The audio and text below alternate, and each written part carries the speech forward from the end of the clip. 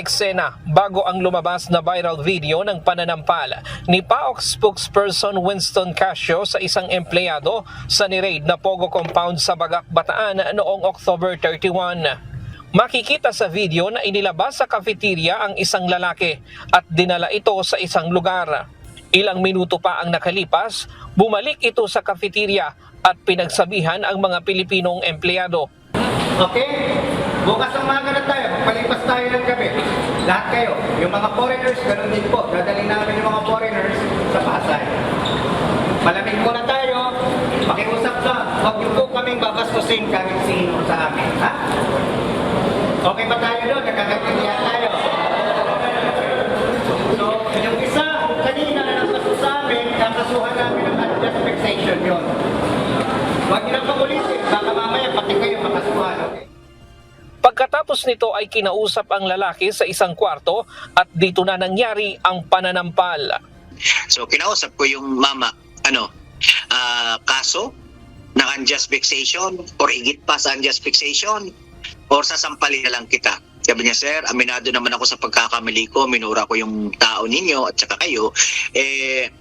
Na lang po, mag-asawang sampal na lang po. So binigyan ko siya ng mag-asawang sampal to cut the long story short.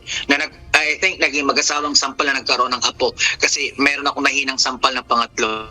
Nangyari ang insidente ng Dirty Finger pagkatapos i-anunsyo na papauwiin na ang mga Pilipino. Nagsisigaw ang mga ito at nagkagulo. Sinasabing wala naman daw na pala ang mga operatiba. Pero aminado si Casio sa kanyang pagkakamali. Aniya, dala na rin ng pagod. Dapat ay hindi na daw nito sinampal at kinasuhan na lang ang lalaki. Yung mga Pilipino ay siyempre naisip nila mawawalan sila ng trabaho and so on and so forth. Pero kami naman ginagawa lamang namin yung trabaho namin. Napakainit nung sitwasyon ng mga panahon na yon na siyempre galit na galit. Ramdam ko naman yung galit pero at the end of the day dapat hindi na ako nagpadala doon sa pang-insulto na ginawa sa amin.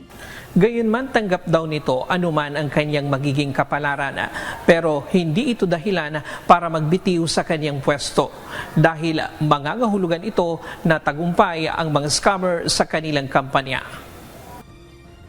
Again, tanggap ko na nagkamali ako doon sa ginawang yon pero resignation is farther from my mind. Tatanggapin ko na lang yung magiging bunga ng investigasyon kung magtutuloy yung suspension, gano'ng kahaba, or kung tatanggalin ako sa trabaho, I will accept that as a gentleman. Humingi ito ng paumanhin sa empleyado na sinampal nito. Haharapin daw nito kung sampahan siya ng reklamo. Sa ngayon, under administrative suspension muna si Casio habang gumugulong ang investigasyon.